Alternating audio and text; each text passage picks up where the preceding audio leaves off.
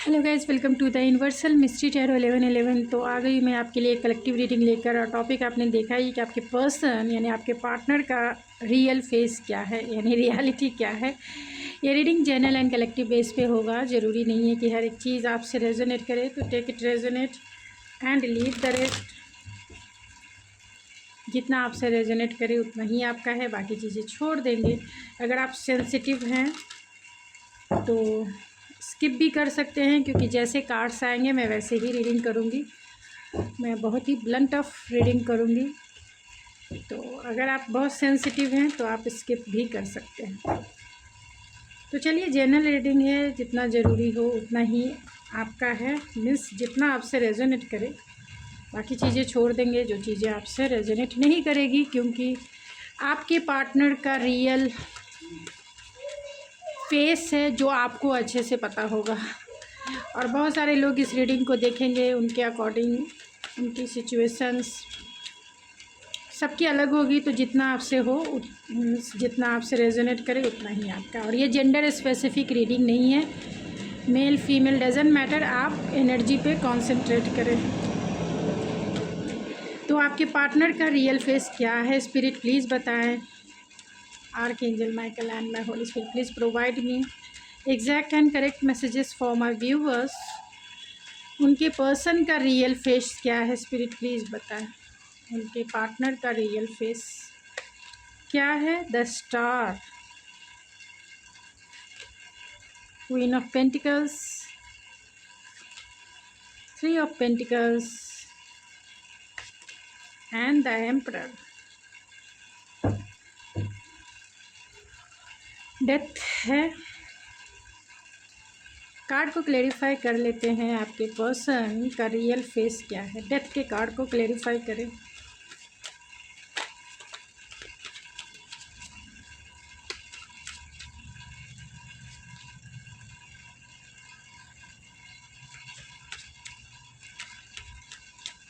Star के card को clarify करें।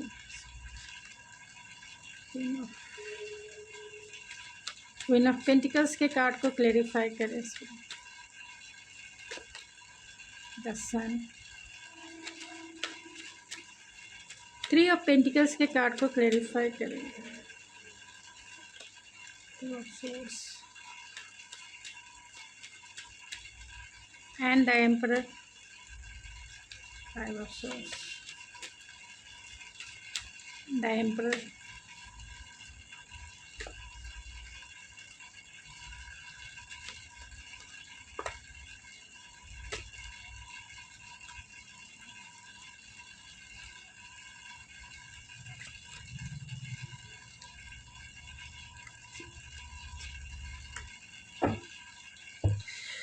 तो आपके पर्सन जेमिनी लिब्रा एक्वेरियस हो सकते हैं, या फिर एरीज लियो सेजिटेरियस हो सकते हैं, टॉरस वर्गो कैप्रिकॉन भी हो सकते हैं, कैंसर या पाइसिस भी हो सकते हैं, स्कॉर्पियो भी हो सकते हैं। तो आपके पर्सन की रियल फेस क्या है, यानी कि उनकी रियल सच्चाई क्या है, असलियत क्या है, कैसे है वो।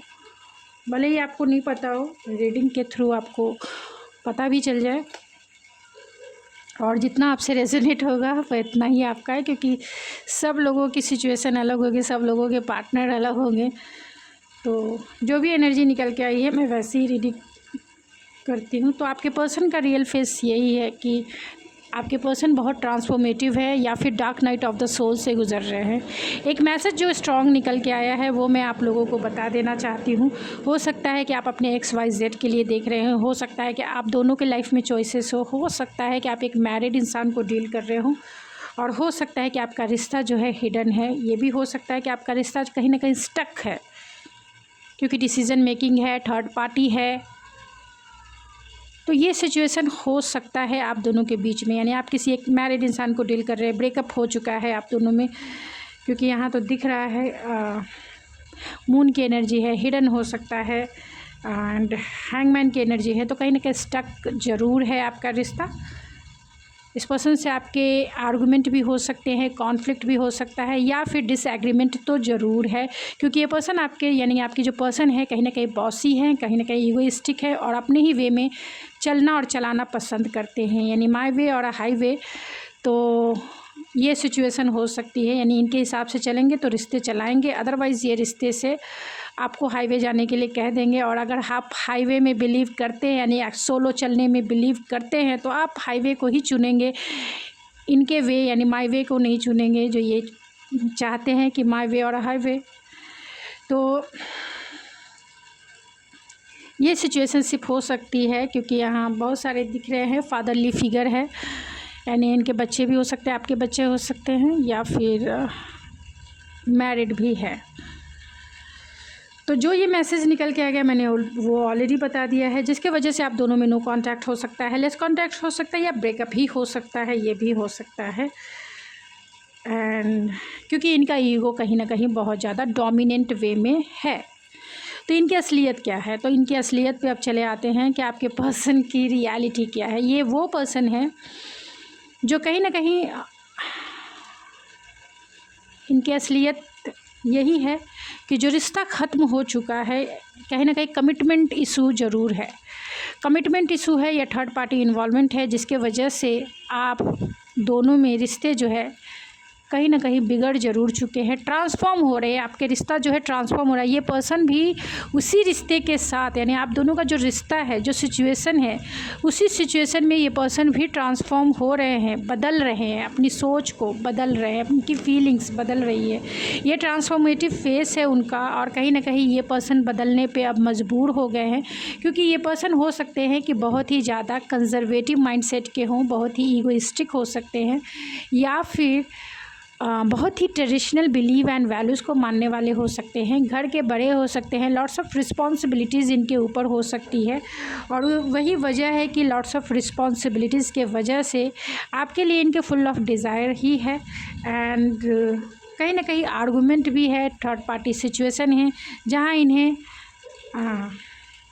क्योंकि ये पर्सन जो है पास्ट में हो सकता है कि आप में इंटरेस्टेड ना हो, इनके अपने ही बिलीफ सिस्टम, अपने ही वैल्यूज़ है, मोरल वैल्यूज़ कह सकते हैं, बिलीफ सिस्टम, वहाँ पे ये पर्सन जो है फोकस हो सकते हैं, जिसके वजह से इन्होंने आपको कमिटमेंट नहीं दिया होगा। क्योंकि ये पर्सन वर्कहोलिक भी हो सकते हैं, और काम और पैसा और ट्रेडिशनल बिलीव एंड वैल्यूज़ इनके लिए बहुत इम्पॉर्टेंट हो सकता है, और बहुत ही ज़्यादा प्रैक्टिकल होने के वजह से ही आपका रिश्ता जो है स्टक हो सकता है, नो कांटेक्ट में चला गया होगा, या फुल्ली रूप से ट्रांसफॉर्म हो गया, मीन्स डेथ हो गई। डेथ होने का मतलब है रीबर्थ, और कहीं ना कहीं ट्रांसफॉर्मेटिव पीरियड्स, क्योंकि चीज़ें जब ख़राब होती है तो दो लोग काम करते हैं, तो दोनों लोगों को ये देखने की ज़रूरत होती है कि कहाँ मिस्टेक हुई, कहाँ काम करने की ज़रूरत थी, कहाँ अपने बिहेवियर को चेंज करने की ज़रूरत थी। तो अगर आप दोनों अपने सिचुएशन में, तो आप चेंजेस नहीं ला सकते हैं अपने बिहेवियर, अपने नज़रिए में चेंजेस ला सकते हैं, जहाँ आप अगर इस रिश्ते को बनाना चाहें तो फिर से बिल्डअप कर सकते हैं। तो इस पर्सन का कहीं ना कहीं ईगो ज़रूर डेथ हुआ है, और ट्रांसफॉर्म ज़रूर हो रहे हैं। उनकी रियलिटी यही है कि वो ट्रांसफॉर्म हो रहे हैं, वो बदल रहे हैं, चाहे आपकी सिचुएशन जो भी हो, वो बदल रहे हैं, और वो आपकी वजह से बदल रहे हैं। 4 ऑफ वैंड्स के वजह से, एंड कहीं ना कहीं एस ऑफ पेंटिकल्स के वजह से, क्योंकि आपको इन्होंने स्टेबिलिटी नहीं दी, आपको इन्होंने 4 ऑफ वैंड्स की अनुभूति नहीं कराई, मीन्स कहीं ना कहीं शादी, कमिटमेंट इन्होंने नहीं दिया होगा, जिसके वजह से आप दोनों के बीच में आर्गूमेंट हो सकते हैं, या जिस थर्ड पार्टी ही मैरिड अगर है तो थर्ड पार्टी के वजह से आर्गूमेंट हो सकते हैं, और आप दोनों ने रिश्ते थोड़े टाइम के लिए स्पेस दे दिया होगा एक दूसरे को। तो ये पर्सन बदल रहे हैं, खुद को हील कर रहे हैं, ऑप्टिमिस्टिक हैं, जो भी सिचुएशन है ये पर्सन बहुत ही ज़्यादा ऑप्टिमिस्टिक है, बहुत ही प्रैक्टिकल है, एंड खुद के अपने काम के ऊपर, अपने मनी के ऊपर, अपने फैमिली के ऊपर इनका फोकस ज़्यादा है। तो ये ऐसे इंसान हैं, इनकी असलियत ये है कि इनके लिए फैमिली बहुत इम्पॉर्टेंट है, इनके लिए काम बहुत इम्पॉर्टेंट है, इनके लिए कहीं ना कहीं फैमिलीज़ की वैल्यूज़ बहुत इम्पॉर्टेंट है, फैमिली की मोरल वैल्यूज़ यानी इथिक्स जो भी कह सकते हैं, इनकी आइडियोलॉजी बहुत इम्पॉर्टेंट है, और इनके जितने रिचुअल्स, इनके जितने ट्रेडिशनल बिलीव एंड वैल्यूज़ है वो बहुत इम्पॉर्टेंट है। यानी इनके लिए मैरिज इम्पॉर्टेंट है, इनके लिए कमिटमेंट इम्पॉर्टेंट है। तो अगर आपके पर्सन सिंगल हैं तो डेफ़िनेटली वो आपको मैरिज मटेरियल मानते हैं और वो आपके साथ लॉन्ग टर्म ज़रूर चलेंगे। ये ऐसे पर्सन हैं कि एक बार कमिटमेंट दे दिया तो किसी की नहीं सुनेंगे, तो ये ट्रांसफॉर्म हो रहे हैं। आपको अगर एक बार कमिटमेंट इन्होंने दे दिया तो डेफ़िनेटली वो कमिटमेंट ये पर्सन निभाएंगे ज़रूर। आपके साथ लॉन्ग टर्म देखते हैं, आपका साथ ज़रूर निभाएंगे अगर आपके पर्सन सिंगल हैं तो। अगर आपके पर्सन ऑलरेडी मैरिड हैं तो बहुत मुश्किल है कि ये पर्सन आपका साथ दे, नहीं देंगे ये आपका साथ, क्योंकि इनके लिए मैरिज कमिटमेंट कहीं ना कहीं बहुत इम्पॉर्टेंट है, आपसे भी ज़्यादा इम्पॉर्टेंट है।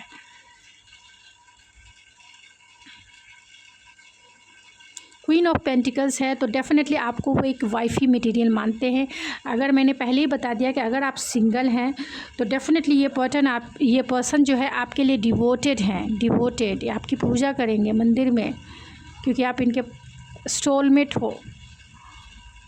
आपकी पूजा करेंगे, आप जो कहोगे वो ऐसे वैसा करेंगे, क्योंकि एक बार ये इन्होंने दे दिया कमिटमेंट तो निभाएंगे। साथ या साथ निभाना तो वो निभाएंगे आपका साथ, चाहे जो भी सिचुएशन हो। अगर आप दोनों में नो कांटेक्ट है, लेस कांटेक्ट है, पूरी तरह से ब्रेकअप भी हो गया तो भी ये पर्सन आपका साथ निभाएंगे। अगर ये सिंगल हैं तो आपको वो सब कुछ देंगे जो आप डिज़र्व करते हो, आपकी वैल्यू को समझते, भले ही थोड़े से अड़ियल टाइप के हैं या इरिटेटिंग हैं या बॉसी हैं, क्योंकि बहुत ही ज़्यादा प्रैक्टिकल है, इमोशनल बहुत कम है ये पर्सन। प्रैक्टिकलिटी इनके लाइफ में बहुत ज़्यादा है, ईगोइस्टिक ज़्यादा है ये, एंड डेफिनेटली ये पर्सन जो है बॉसी बहुत ज़्यादा है। लॉजिकल माइंडसेट को ज़्यादा यूज़ करते हैं, इंटेलेक्चुअल माइंडसेट को ज़्यादा यूज़ करते हैं, एंड डेफिनेटली ये कैलकुलेटिव भी हैं।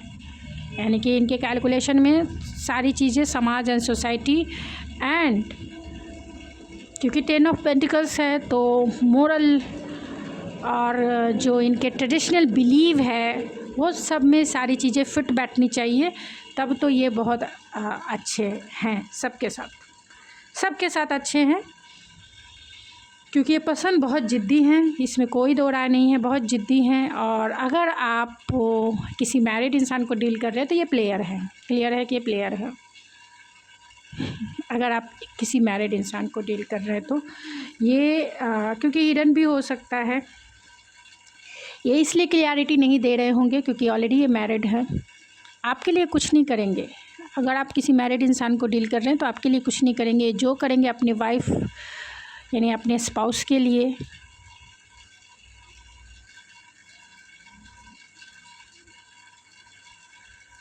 और अपनी खुशियों के लिए, उनकी रियलिटी यही है। क्योंकि यहाँ मून की भी एनर्जी है तो उनकी असलियत यही है कि जितने वो प्रैक्टिकलिटी को यूज़ करते हैं, और कहीं ना कहीं सन और मून की एनर्जी है, यिंग और यांग की एनर्जी है, आप देख सकते हैं यिंग और यांग की एनर्जी है। तो बहुत सारे लोग अगर आप इस चीज़ में बिलीव करते हैं, आप दोनों एक अपोजिट पर्सन भी हो सकते हैं, और इनकी रियलिटी यही है कि ये डुअलिटी पे चलते होंगे, यानी कि इनका डुअल पर्सनालिटी है। कभी ये इमोशनल हो जाते हैं, कभी तो ये पूरी तरह से लॉजिकल माइंडसेट में रहते हैं, आपको समझ में भी नहीं आता होगा, क्योंकि ये कहीं ना कहीं कभी ये आप पे बहुत प्यार दिखाते होंगे और कभी तो ये कुछ भी नहीं दिखाते होंगे, कभी तो ये छिप ही जाते होंगे। कभी ऐसा लगता होगा कि कितना चाइल्डिश है, कितना बच्चा है, कभी आपको दिखता होगा कितना ईगोइस्टिक है, कितना ये है। मीन्स इनमें ईगो भी दिखाई आपको देता होगा, इनमें चाइल्डिश नेचर भी दिखाई देता होगा, इनमें इनर चाइल्ड की भी झलक आपको दिखाई देती होगी, और इनमें एक एंथुजियाज़म भी आपको दिखाई देता होगा। कभी कभी ये इमोशनल एक बच्चे के जैसे हो जाते होंगे, और कभी कभी तो ये पूरी तरह से ब्लैकआउट जिसको कहते हैं, पूरी तरह से ब्लैंक, मीन्स इतने डिटैच कि आपको भी समझ में नहीं आता होगा कि आखिर इनके दिल में क्या है। ये ऐसी पर्सनालिटी है, लेकिन दुनिया और समाज के लिए बहुत परफेक्ट इंसान है, क्योंकि वहाँ पे ये पूरी तरह से प्रैक्टिकलिटी में जीना पसंद करते हैं। इनकी रियलिटी ये भी है कि ये कोलैबोरेट करके चलना तो ज़रूर चाहते हैं, लेकिन हमेशा कंफ्यूज ज़रूर रहते हैं, क्लियरिटी में किसी को नहीं रखते हैं, आपको भी इन्होंने नहीं रखा होगा।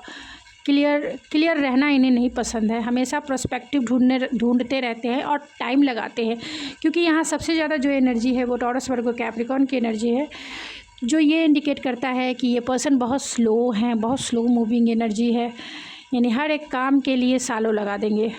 एक कोलैबोरेट करना है, एक रिकन्सिलेशन करना है तो सालों लगा देंगे ये, क्योंकि डिसीज़न ही नहीं लेंगे। बहुत ही आलसी रिलेशनशिप के मामले में, बहुत ही लेज़ी रिलेशनशिप के मामले में, क्योंकि रिलेशनशिप इनके लिए कहीं ना कहीं एक प्रैक्टिकल एक्सचेंज कह सकते हैं, प्रैक्टिकल बिजनेस, जैसे बिजनेस डील होता है तो वैसे, यानी प्रैक्टिकलिटी में जो रिश्ता है, एक इमोशंस, वैसे इमोशंस नहीं है जिस इमोशन को अप्रिशिएट किया जाए, जिस इमोशंस को कहा जाए कि हाँ दिस इज, क्योंकि यहाँ मून की एनर्जी उतनी अच्छी नहीं मानी जाती है किसी भी वे में। इमोशनल है लेकिन वो हाइड करते हैं, वो मिस्टीरियस वाइब्स फील कराते हैं, बहुत सारी चीज़ें छिपाते हैं और बहुत ही ज़्यादा आप नहीं समझ सकते हैं कि मून की एनर्जी कितना एंजाइटी, फियर वाली, डाउट वाली होती है, ट्रस्ट इशू होते हैं। तो स्टकनेस ज़रूर है, बहुत स्लो मूविंग एनर्जी होने के वजह से। इनकी रियलिटी मैंने ऑलरेडी बता दिया है कि ये अगर थर्ड पार्टी सिचुएशन है तो डेफिनेटली ये एक प्लेयर है। अगर थर्ड पार्टी नहीं है, ये आपकी थर्ड पार्टी में कोई भी रोमांटिक पार्टनर इन्वॉल्व नहीं है, आप में लॉन्ग डिस्टेंस हो सकता है लेकिन कोई भी रोमांटिक पार्टनर इन्वॉल्व नहीं है, तो ये एक अच्छे साथी हैं। ये एक बार कमिटमेंट कर लेंगे तो ज़िंदगी भर आपका साथ निभाएंगे, आपका ये साथ देंगे आपके लिए। हाँ, इनमें बहुत ज़्यादा मस्कुलाइन एनर्जी है, तो ये चीज़ों को बहुत ही प्रैक्टिकल वे में देखते हैं रादर दैन इमोशनल वे में, बहुत ही practical, logical and definitely calculative way में। तो ये आपको अब देखना है कि आपके पर्सन आप कैसी सिचुएशन में हैं।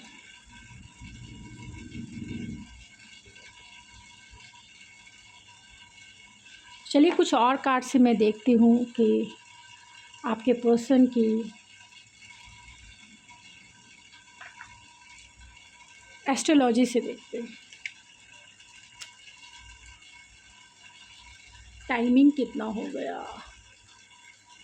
टाइमिंग ज़्यादा नहीं होना चाहिए।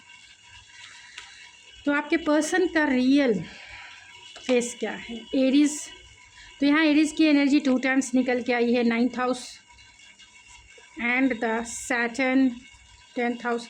तो बहुत ही ज़्यादा वर्कोहोलिक पाइसिस हो सकते हैं आपके पर्सन, कैप्रिकॉर्न हो सकते हैं आपके पर्सन, एंड सैटर्न की एनर्जी है तो बहुत स्लो मूविंग एनर्जी है, बहुत ही स्लो होंगे एंड बहुत ही ज़िद्दी होंगे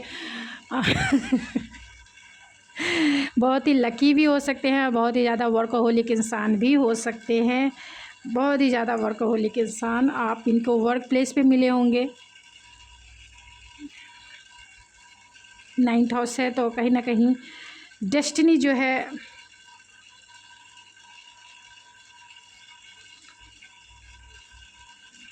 इनके, डेस्टिनी जो है जो कहीं ना कहीं इनके